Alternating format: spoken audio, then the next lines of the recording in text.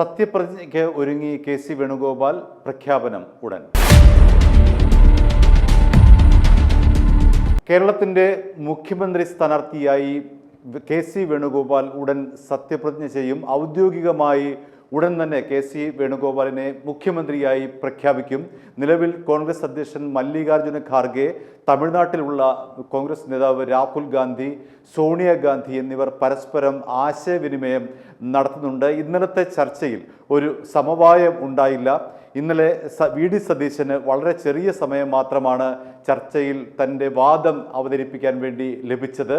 എന്നാൽ കെ.സി. വേണുഗോപാലിന് ഏതാണ്ട് 1.5 മണിക്കൂറോളം സമയം ലഭിച്ചു എന്നാണ് അറിയാൻ കഴിയുന്നത്. കെ.സി. വേണുഗോപാലിന് 63 കോൺഗ്രസ് എം.എൽ.എമാരിൽ 47 പേരുടെ പിന്തുണയുണ്ട്. കോൺഗ്രസിൻ്റെ പാരമ്പര്യം വെച്ചിട്ട് എം.എൽ.എമാരുടെ ഭൂരിപക്ഷം നോക്കിയാണ് മുഖ്യമന്ത്രിയെ തീരുമാനിക്കുന്നത്. പഞ്ചാബിലും കർണാടകയിലും ഹിമാചൽ പ്രദേശിലും ഒക്കെ തന്നെ ഇത്തരമൊരു സ്ഥിതിവിശേഷമാണ് ഉണ്ടായിരുന്നത്. അത്തരമൊരു ചരിത്രം കോൺഗ്രസിനുണ്ട്. അതുകൊണ്ട് തന്നെ കെ.സി. വേണുഗോപാലിനാണ് സാധ്യത കൂടുതൽ. കെ.സി. വേണുഗോപാലിനെ ഔദ്യോഗികമായി മുഖ്യമന്ത്രിയായി പ്രഖ്യാപിച്ചിട്ടില്ല എങ്കിലും AICCയുടെ മനസ്സിലുള്ളത് കെ.സി. വേണുഗോപാൽ തന്നെയാണ്. ഇന്നലെ അത്തരത്തിലുള്ള ചർച്ചകളാണ് പുരോഗമിച്ചത്. രാഹുൽ ഗാന്ധി കന്യാകുമാരിയിലേക്ക് എത്തും. അത് കഴിഞ്ഞ് ഔദ്യോഗിക പ്രഖ്യാപനം ഇന്ന് ഉണ്ടായതിനു ശേഷം പിന്നീട് സത്യപ്രതിജ്ഞയ്ക്കുള്ള ഒരുക്കങ്ങളാണ് നടക്കുന്നത്. സെൻട്രൽ സ്റ്റേഡിയത്തിലായിരിക്കും സത്യപ്രതിജ്ഞ.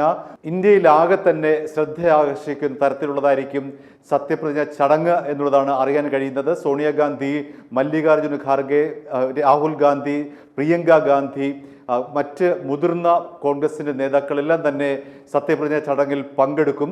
കോൺഗ്രസ് മുക്ത ഭാരതം എന്നായിരുന്നു BJPയുടെ പ്രധാനപ്പെട്ട ഒരു മുദ്രാവാക്യം. അതിന് തിരിച്ചടി നൽകുക എന്നതുകൂടിയാണ് ഈ സത്യപ്രതിജ്ഞ ചടങ്ങിൻ്റെ മറ്റു ലക്ഷ്യം. അതുകൊണ്ട് തന്നെ വലിയ ആർഭാടപൂർവ്വം രാജ്യത്തെ ആകെ തന്നെ ശ്രദ്ധാകേന്ദ്രമാകുന്ന തരത്തിലുള്ള ചടങ്ങായിരിക്കും സത്യപ്രതിജ്ഞയ്ക്ക് എന്നാണ് അറിയാൻ കഴിയുന്നത്. ഏതായാലും ഇന്ന് തന്നെ കെ.സി. വേണുഗോപാലിനെ മുഖ്യമന്ത്രി സ്ഥാനത്തേക്ക് ഔദ്യോഗികമായി പ്രഖ്യാപിക്കുമെന്നാണ് അറിയാൻ കഴിയുന്നത്.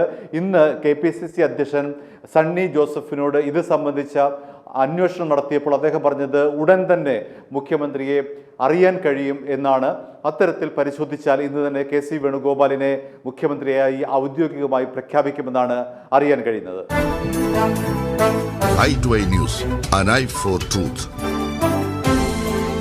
i2i News സബ്സ്ക്രൈബ് ചെയ്തിട്ടില്ലാത്തവർ ഇപ്പോൾ തന്നെ സബ്സ്ക്രൈബ് ചെയ്യുക. നോട്ടിഫിക്കേഷൻ ലഭിക്കുവാൻ ബെൽ ബട്ടണും അമർത്തുക.